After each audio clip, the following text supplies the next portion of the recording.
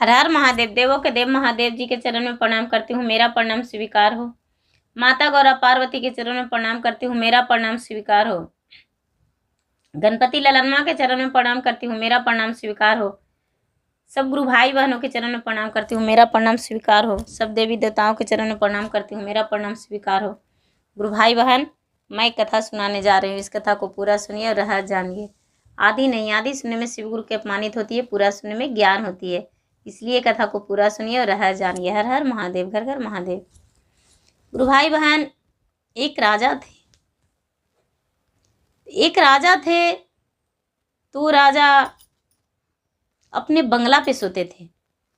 अब बंगला पर अकेले सोते थे। राजा साहब किसी के साथ नहीं सोते थे, अपना अकेले रहते थे, अकेले सोते थे। राजा साहब के बिस्तर पर प्रतिदिन एक फूल गिरा हुआ रहता था। एक फूल रहता था और राजा साहब जब उस फूल को छूते थे तो फूल मुरझा जाता था। राजा साहब को समझ में नहीं आता था, वो राजकुमार को, कि ये फूल कहाँ से आता है। उनको ये भी नहीं पता ये फूल कहाँ से आता है, कौन धरता है। राजा साहब कभी कभी जाग को देखने लगे, पूरी रात जाग जाते थे कि फूल कहाँ से आता है, लेकिन फूल अपने आप उनके बिस्तर पे आ जाता था और उन्हें पता नहीं चलता था। राजा साहब अपने राज में ढिढोरा पिटवा दिए कि भाई रे, ये फूल जो ला देगा उसको हम अपना आधा राज आधा पाट दे देंगे और डाल भर सोना देंगे, ये फूल कोई ला दे। राजा साहब के राज के लोग सभी प्रजा वो फूल देखकर और इधर उधर जाने लगे फूल के खोज में, लेकिन कोई ये फूल कोई वो फूल, बहुत सारे फूल ला के दिए प्रजा लोग, लेकिन वो फूल का जोड़ा कोई नहीं ला के दिए। राजा साहब अपने फूल से मिलाए तो उनका फूल का जोड़ा नहीं था। सबको बोल दिए कि इसका फूल का जोड़ा नहीं है।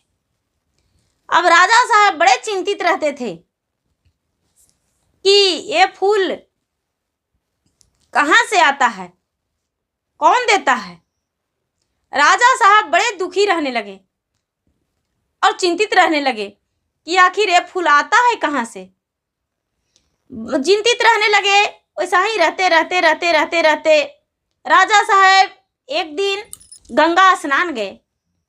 जब गंगा स्नान गए तो गंगा स्नान कर रहे थे तो ठीक वही फूल राजा साहब को स्नान करते करते जल में मिला, तालाब में मिला। तो राजा साहब जब तालाब में लिए फूल तो सोचते हैं कि अरे, यही फूल मेरा बिस्तर पे रहता है, यही फूल मेरा तालाब में भी मिला, ये फूल आता है कहाँ से। राजा साहब उस तालाब से बाहर आके और तालाब के किनारे पे बैठ गए। तालाब पे किनारे पे बैठ गए। राजा साहब नहीं घर आए, नहीं भोजन किए और फूल को निहारते ही रह गए। फूल नहीं मुरझाया। फूल राजा साहब निहारते रह गए, फूल नहीं मुरझाया। तो राजा साहब सोचते हैं कि ये फूल आया तो कहाँ से आया और फूल लाया तो कौन लाया। ये फूल मेरा बिस्तर पे रहता है, आज तालाब में भी है।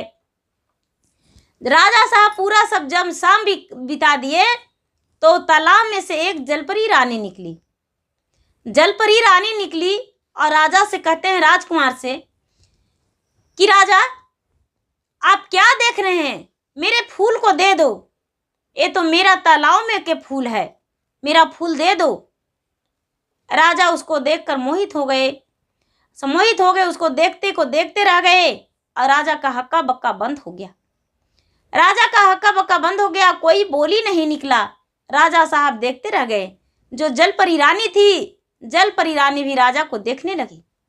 देखते राजा से बोलने लगी, राजा साहब क्या आपको ये फूल पसंद है। ये राजकुमार बोले, हाँ मुझे ये फूल बहुत पसंद है। हम ये फूल जोड़ा लगाने के लिए पूरा राज में ढिढोरा पिटा दिए, लेकिन कोई मुझे जुड़वा फूल इसको नहीं लाया। ये फूल मेरा बिस्तर पे रहता है, कैसे रहता है, क्यों रहता है, ये हम नहीं जानते हैं, लेकिन ये फूल का मेरा जोड़ा आज मिल गया। मेरा बिस्तर पे भी हुआ था, और हम जब आए तालाब में स्नान करें तो तालाब में भी है। वो जो रानी थी, वो रानी जलपरी रानी, वो फूल राजा के हाथों से ले ली और अपना बाल में लगा ली। जब अपना बाल में लगाई तो वहाँ पर रात्रि का समय हो चुका था। पूरा बहुत बड़ा बाजार पसर गया। फूल जो बाजार लगाई जलपरी रानी तो बाजार पसर गया। अब बाजार पसर गया तो जलपरी कहती है, राजा साहब, इस बाजार में से जो भी आपको खरीदना है वो खरीद सकते हैं। ये जो फूल है वो मेरा बाल का फूल है। ये फूल जब हम बाल में लगाते हैं तो बाजार पसर जाता है, जब इसको बाल से निकाल देते हैं तो बाजार मुड़ जाता है। राजा साहब बोले कि हम कोई सामान नहीं खरीदेंगे, मुझे ये फूल चाहिए, अब आप चाहिए, हम आपसे शादी करना चाहते हैं। ये जलपरी रानी कहती है कि आप मुझसे यदि शादी करेंगे तो हम तो एक परी हैं, हम आपसे शादी कैसे कर सकते हैं? नहीं, हम आपसे शादी नहीं करेंगे, हम जलपरी रानी हैं। राजा बोले कि तो ठीक है, आप मुझसे शादी नहीं कीजिएगा तो हम अपना प्राण को त्याग देंगे। इसी जगह हम नहीं घर जाएंगे और नहीं अन्न खाएंगे, नहीं पानी पिएंगे, हम अपना प्राण को त्याग देंगे। जो जलपरी रानी थी वो रानी शादी करने को लिए तैयार हो गई, लेकिन बोली कि सुनिए, मेरे साथ एक तोता बन के चलना पड़ेगा, मेरे साथ एक तोता बन के चलना पड़ेगा, क्या आप तैयार हैं? ये जो राजकुमार था वो बोला, जो भी आप कहेंगे वो हम बनने को लिए तैयार हैं, लेकिन विवाह तो आपसे ही करेंगे।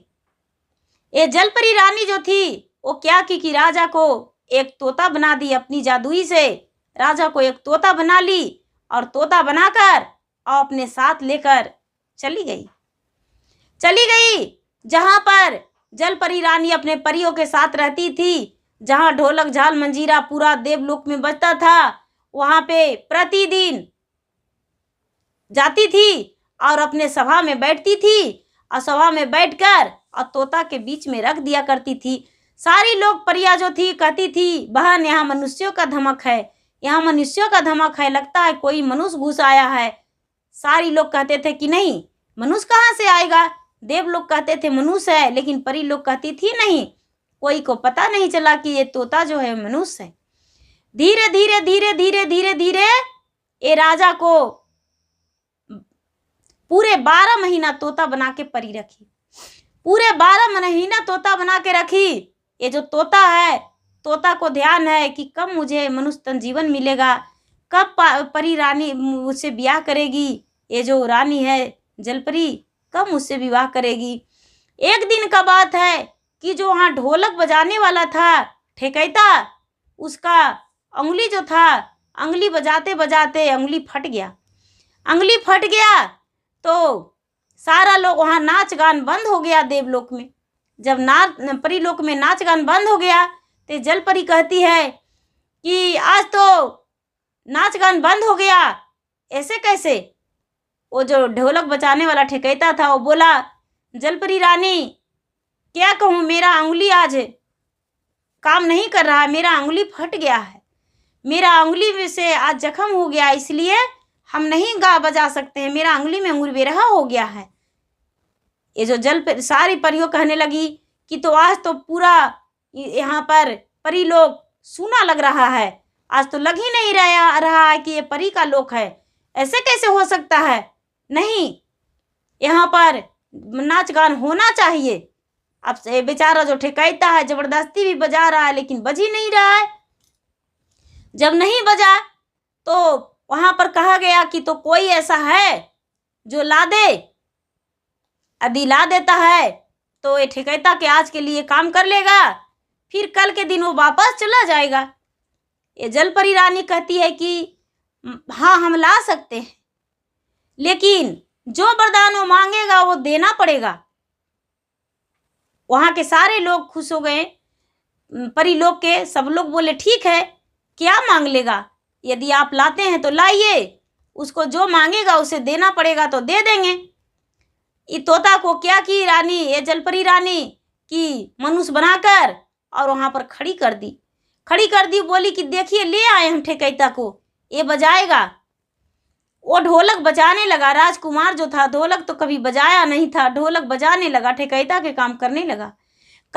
जो जलपरी रानी थी वो पूरा नाचने लगी, सारी परियां उनके साथ नाचने लगी। नाचते नाचते नाचते नाचते पूरा परी लोग डगमग डगमग डगमग डगमग डोलने लगा।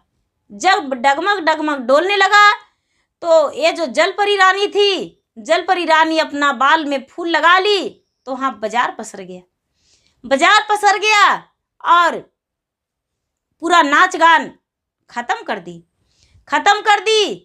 तो वहाँ पर के जो परी लोग के सब देवतान लोग थे वो कहने लगे कि मांगो, आज जो ठेकैता है वो बहुत अच्छा बजाया है, कोई वरदान मांगो, हम वरदान देने को लिए तैयार हैं। ये ठेकैता बोला, महाराज मुझे जलपरी रानी चाहिए, हम जलपरी रानी से विवाह करना चाहते हैं। बोले कि पुत्र, तूने तो जलपरी रानी से विवाह करना चाहते हो, क्या जलपरी को तू जानते हो? बोला नहीं, हम नहीं जानते हैं। बोले कि तो ठीक है, जलपरी रानी कौन है? जलपरी रानी के जाके हाथ पकड़ लो, हम उससे विवाह करने को लिए तुम्हें तैयार हैं।